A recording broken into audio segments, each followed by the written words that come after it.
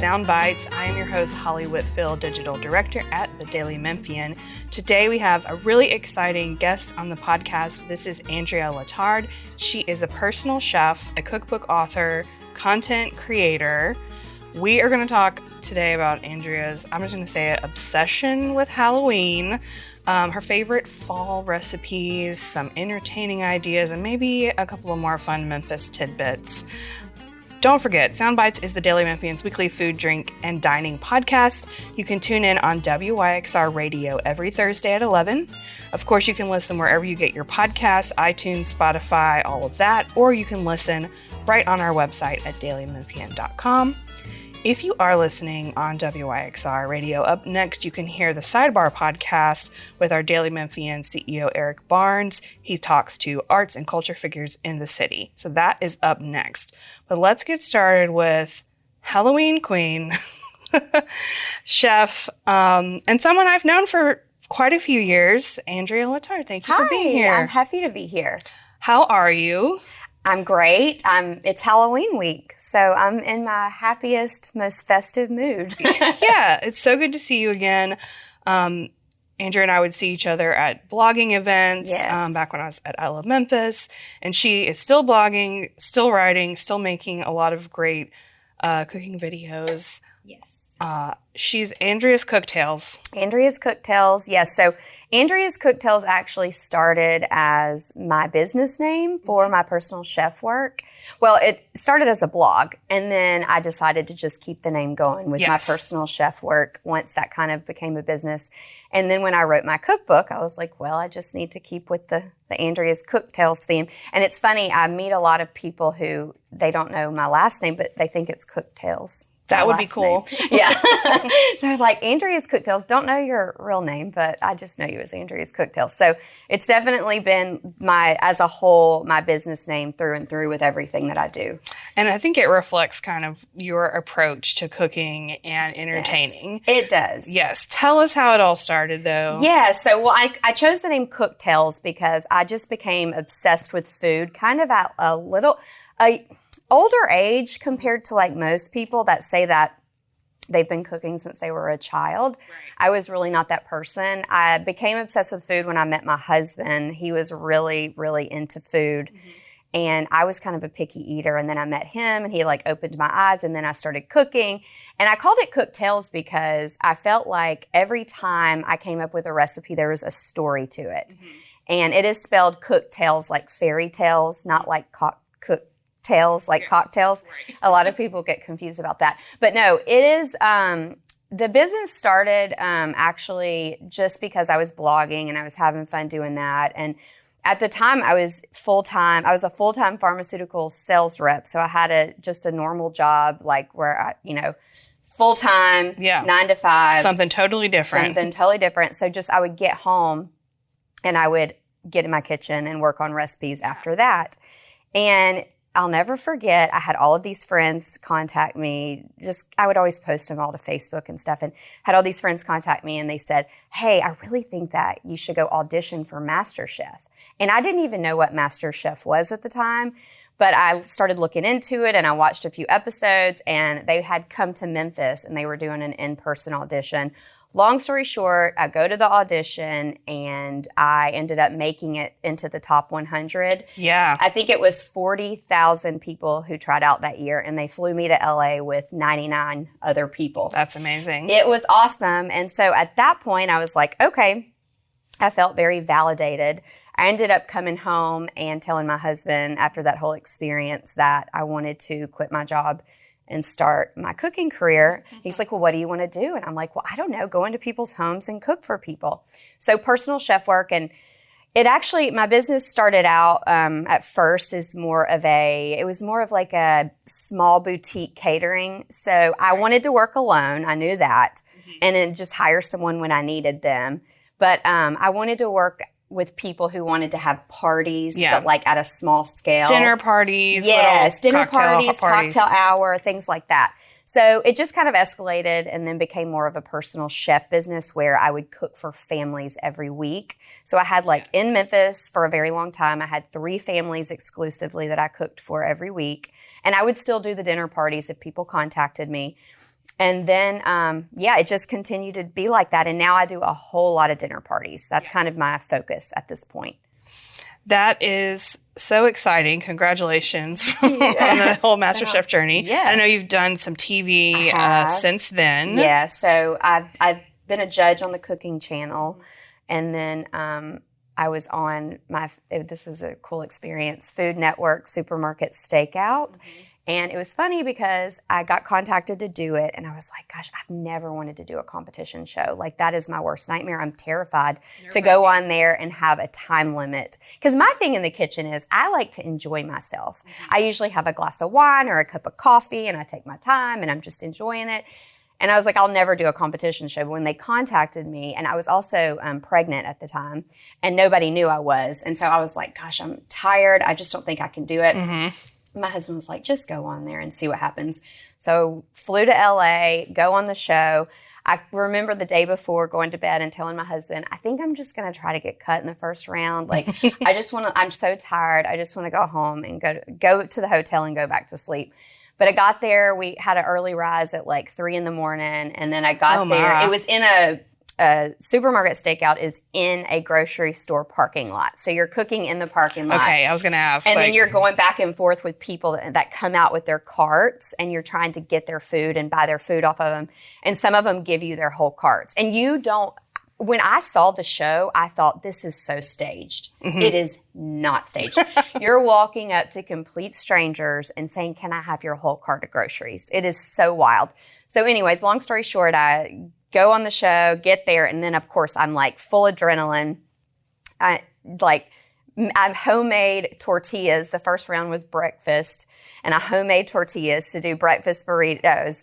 And I was like, okay. That's ambitious. It's ambitious. And then I was like, at this point, I'm going to win. So I got in that headspace. I'm not surprised. You got there and you got in the moment and you're like, I'm going to win this. Exactly. So, and I did. I won it, and it was like a cool experience. That's great. Yeah.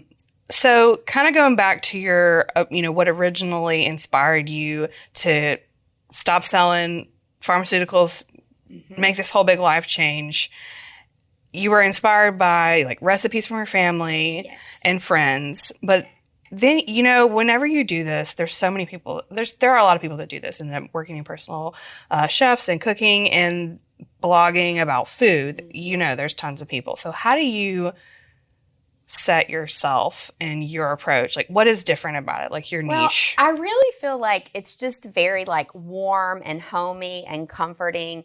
I love beautiful things. Like, I love a beautiful aesthetic, but at the same time, I want it to be very approachable and delicious. That's always my number one. Like, I want it to be pretty, but if it's pretty and it doesn't taste good, that doesn't count. Yeah. So I actually started cooking because my grandmother gave me a family heirloom cookbook dated back from the 1800s with family recipes in it from the 1800s.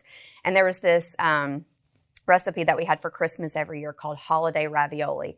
And I'll never forget when she gave me that cookbook. And this was before I even really cooked. I was not a cook.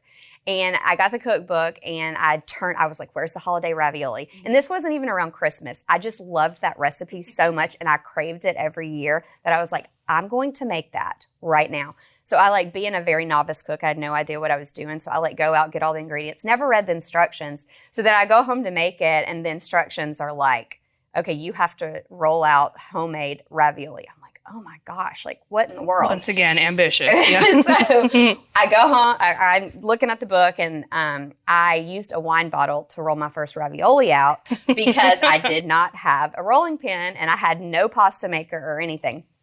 So it's crazy because that recipe inspired me for the rest of my career. And pasta is still to this day one of my favorite things that I make. I think pasta is a comfort food. It's very warm and cozy. And I feel like that reflects my cooking a lot. And if you ever follow my Instagram, you'll see that I kind of like not only cook, but everything's kind of an event or a gathering, or it's festive in some way. So around the holidays, and even when it's not holidays, like I come up with ones, I come up with like fun themes for dinner parties and things like that. So I would say that that's probably what sets me apart, is I just kind of like focus on like what started it, which is very much like where those stories came from and what inspired my cooking in the beginning.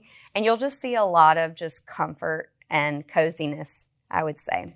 I love it. I'm going to switch gears a little bit now because we're recording this and tomorrow is Halloween. It's my favorite holiday. It's your favorite holiday. I keep seeing these news stories, and then like this is from the National Retail Federation. They said that this year Americans are going to spend about $11 billion on Halloween celebrations, costumes, decorations. Last year was $12 billion, but it's been like going way, way up every year. And I know that we have all seen the giant Home Depot skeletons. I feel like every neighborhood has like two houses that's full of skeletons. People are going really all out with Halloween the last couple of years.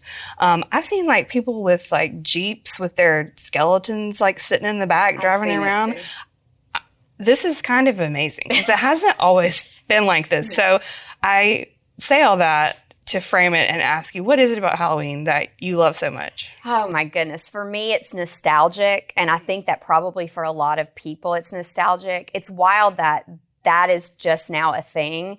When I was growing up, we lived out in the country, and I remember going to stores and getting so excited to go to the Halloween section, but it was nothing like what you see today. I remember my dad taking old flannel shirts and jeans and stuffing them. And then we would buy masks at the store, and then that would be the scarecrow or the monster that sat at the end of the street on the hay bales. And now you don't even have to do that because there's so much Halloween decor. And I think for people, as a kid, it's probably one of the most fun holidays.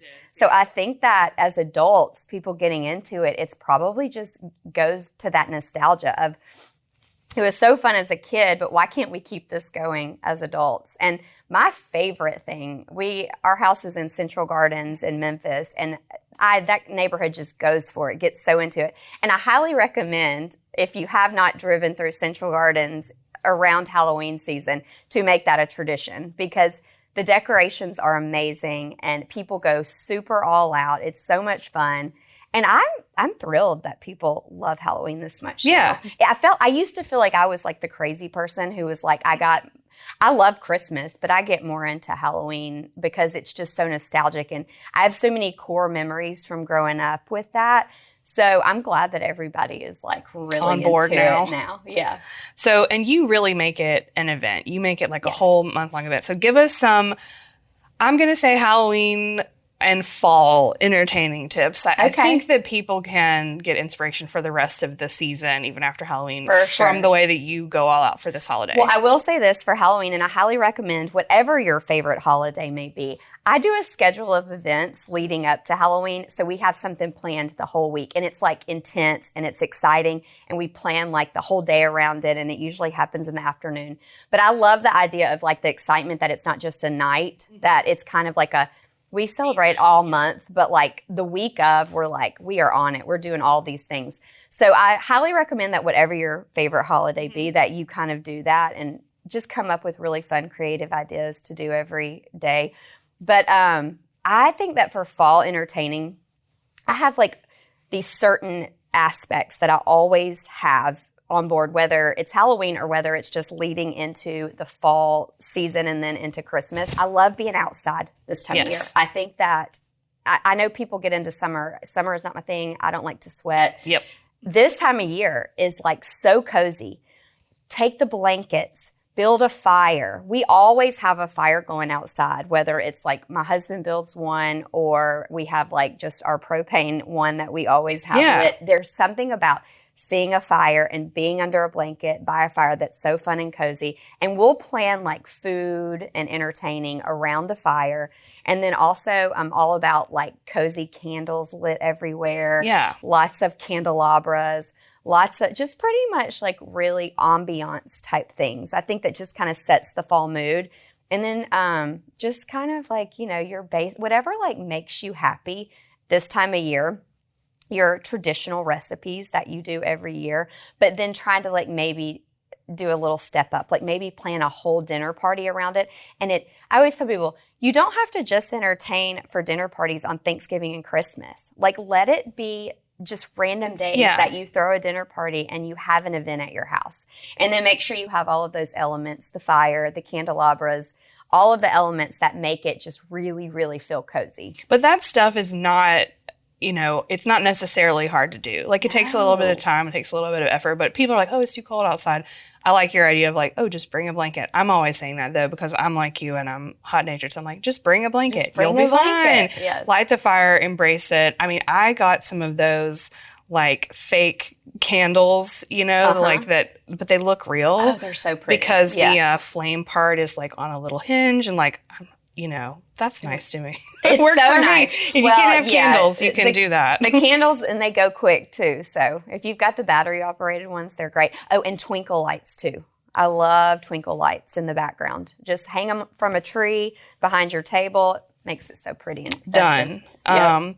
Okay, so you are going to share a recipe exchange with Daily Memphian readers. Give us a little preview of what that dish is going to be. So I have a pumpkin short rib chili that is absolutely divine, and I really highly recommend it. So I'm going to be sharing that with you guys, and it's so cozy and comforting for all throughout this whole season. Even through like January and February, this is one you're probably going to want to make on repeat. It's got a lot of fall flavors to it, but it's also very meaty and creamy, and the pumpkin just makes it so good. And this is like a savory situation. This is not a pumpkin spice latte situation. No, it is not. It's a savory chili it's got hints of sweetness, but it is definitely more savory. It's got a little bit of brown sugar, a little bit of maple syrup. And then I always tell people this with cooking, the last thing you put in something is the first thing you're going to taste when you eat anything. And normally you would put the spices in with like all of the veggies. I add the cinnamon at the very end, and it truly just like sets the chili off. I can't wait to try it because I'm probably going to make it. So good. Speaking of pumpkin spice, I just have to ask you something else you do on your, I'm going to say channel, on your Instagram, which is Andrea's _cooktails, by the way, is you review stuff, you taste stuff, tell people what you're really feeling, and you're not afraid to say what you really think. And I don't actually know what your verdict was on this product, but I saw that you tried the Trader Joe's pumpkin spice Chardonnay. I did. Have they gone too far? Have they gone too far? Okay, I'm going to say I am a pumpkin spice fan through and through, but I'm also a big wine fan. And I would not call myself a wine snob, but I know a lot about wine. I drink a lot of wine. I've been on a lot of wine trips and in wine regions. So I feel like I know wine very well, and I don't think and I don't recommend pumpkin spice in a wine. It's funny because to do research, I kind of I looked some things up to see what other people thought before I tried it. And there were a lot of younger girls on TikTok that thought it was delicious. But I was like, okay, maybe this is like a generational gap. Like, I don't know what this is all about. But I can see if you like sweet, and I love a dessert wine in the right setting and paired with the right things. So I would, if you're going to try the pumpkin spice wine from Trader Joe's, I would look at it as a dessert wine, and probably around Thanksgiving at dessert hour, I think it could pair well with some dishes on a positive note. Yeah. Yeah. Yeah, that was very diplomatic. Yeah, I don't think that it's going to be something that I like get on the porch and drink regularly, but I could see it as a dessert happy or dessert hour type drink. It would be nice. Okay. What are some other recipes, some dishes that you have to make every fall? Oh, goodness. I do soups like crazy. And if you go to my Instagram, it's overpowered with soups. It just, because this time of year I get really excited about cozy dishes. So soup is always up there for me, and I have a lot of recipes. I even have a little highlight tab for like my favorite soups.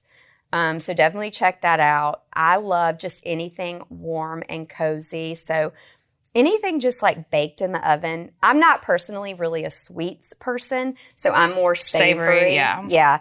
But anything that's Baked pastas are also another go-to this time of year for me. Very extra, like all the cheeses where you pull it and it's just like stringing for days.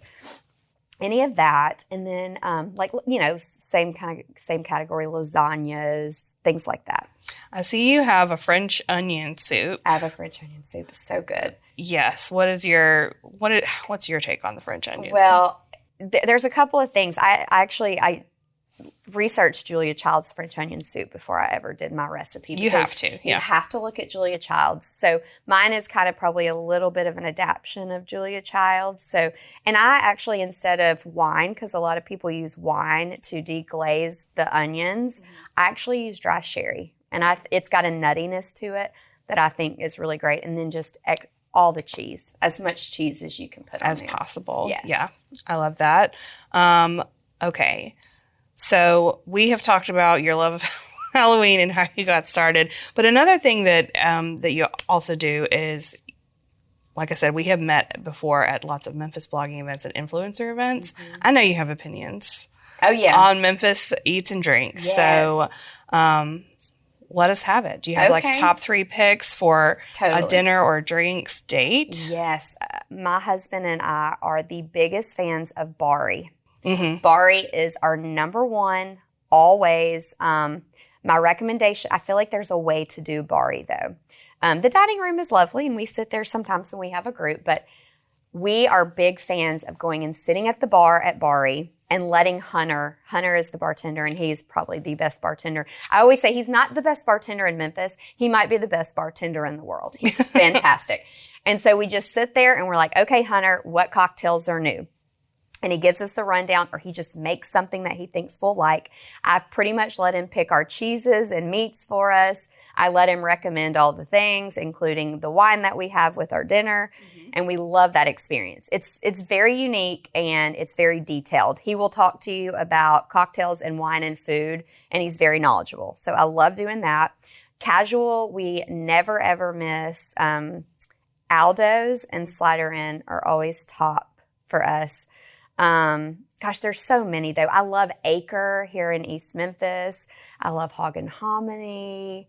Acre is a good one that kind of has that same comforting twinkle lights, ambiance, and also it's kind of like a small plate situation, or it can be. You can order a bunch of small plates and like try it. I've always said you can't go to Acre with like less than 4 people because you want to be able to order enough stuff to try bites. Yeah. And I've never had anything there that's not just like off the charts fantastic. The food is so good. Love it. That is a good one. Again, I'm snooping on your internet, but you tried Sip and Silo the other day. Yes. Oh my gosh. Yes. Tell us about that. That was actually just last night, and I had never been that whole area. So I'm originally from DeSoto County. Mm-hmm. So I grew up from the time I went to kindergarten and graduated. I grew up in Hernando and went to Hernando schools. So we never had anything. Like when we got a McDonald's in Hernando, it was a huge deal. I remember it. I was in high school, and I remember they're like, oh my gosh, we can go there before football games, like Friday night football games. We would go hang out at McDonald's, and we never had that before. We hung out at gas stations. Like it was such a thing. Ours was Sonic in my town. Sonic, yeah. The Sonic, we had that too. It came a while, but yeah. So I think I was more shocked by how much that area has grown. Because Silo Square. Yes, I haven't driven through there in like forever. And my girlfriend was like, hey, I really want to take you to this wine bar. They have a Halloween theme. And then she just like pulls up, and there's all of these like restaurants and bars and shops. What a cool place. And Sippin' Silo was awesome. We did a charcuterie board where you can you just kind of like pick whatever you want. Yeah. They give you a list and you check mark, so that's fun. And then we did the bread board, which was really good. And then they had a Halloween menu, and they did tell us they're probably going to do it around Christmas time too, a themed Christmas menu. So that was really fun. I love a cocktail theme. If you give me a cocktail theme menu, even if you're a wine bar, I'm normally going to order wine, but if you give me a cocktail theme menu, I'm probably going to order. You can't resist it. Yeah, it's so good. Yeah. Okay. So I want to talk a little bit, just since you're here, very briefly, about content creation, and this is something that we both have this background, and you're a personal chef. Mm-hmm. You are a mom. You are cooking for yourself. You're cooking for your family. You are a cookbook author. You're doing all these things. But now it sort of seems like no matter what you do, if you want to promote your small business, you also have to be a content creator, and that's just somebody who is posting words and pictures and videos online. It's wild. And you've been doing that since the beginning as a part of it, but it's so important now. And it's like is it like another job on top of all your jobs? It is another job. Sometimes I find it, being the focus even whenever I do my jobs to make sure that I'm shooting content around doing my job as well. But it's also fun to just be like, get really creative and be like, okay, what are people wanting seasonally? And how can I like show them an angle? Coming from being a personal chef and then also doing content creation around recipes is interesting because a lot of people, I think they hear personal chef and they think it's going to be difficult, but like my stuff's pretty approachable. Mm-hmm. I'm 110% self-taught. I did not go to culinary school. So I think that that's where the approachable part comes in. And I try, I mix a little bit of like simple with challenging can be sometimes. But most of the time, it's just very rustic and simple. And content creation in general it's like you said, you have to do it with your business now. Mm-hmm. And I find it fun probably because I've been doing it since the beginning, since I was a blogger. I've rolled into it. Yeah. The video stuff isn't, I was with my girlfriend at Sip and Silo last night, and she also does content creation as well. And we were talking about how wild it is. Like, we hardly take pictures anymore. Mm-hmm. We take nothing but video. And I think it's wild. I was thinking about this the other day. I'm like, pretty much whatever like Instagram or these platforms like tell you need to be doing with your business, I feel like we're just all doing it. Yeah. And then you don't even think about it, but next thing you know, you've like completely switched over. Like I did a Halloween dinner party the other night, and I did not take one picture. It's all video. I'm like, well, it's a shame I didn't get a picture. Mm-hmm. But it's funny, I was telling my friend, I was like, but I have so much video, and can't you just like screenshot the video and make a picture out of it? You can now with the quality of phones. It's so good. And cameras. Yeah. Yeah. Have you dipped your toe into TikTok? I'm on TikTok. I started to do TikTok last year, and I just got very distracted with it. I focus more on Instagram. I feel like I need to be doing TikTok. Don't we all? I know. Yeah. I feel like it's above my head sometimes, and not really, because Reels is similar, but I feel like I'm like the old lady on TikTok, because it's definitely a younger generation on there, but there's a lot of people who have like made whole careers out of TikTok, so it's wild. Yeah, I think that's the biggest thing about this industry, if you're doing anything to promote yourself online, is that it is constantly changing. Yes. We'll figure out TikTok, and next week it'll be something else. Yes. But you do a great job. People can follow you on Instagram at Andreas_Cooktales, yes. AndreasCookTales.com. The cookbook is Andrea's Cooktales, and you can purchase it anywhere online, but I highly recommend Amazon because it'll be at your house in a day or two. Right. And I love your enthusiasm and all the projects that you do. I've admired that for a long time, so I think people will appreciate it. Thank you. Whenever you're listening to this, definitely plan to come back to dailymemphian.com. Check out the short rib pumpkin chili recipe that Andrea is going to share with us. That's about all the time that we have for today. Thank you so much. Happy Halloween. Folks can tune in to Sound Bites on WYXR every Thursday at 11 a.m. You can also listen wherever you get your podcasts, iTunes, Spotify. Please also listen at dailymemphian.com. Thank you again, Andrea. I really appreciate it. Thank you for having me. It's so fun.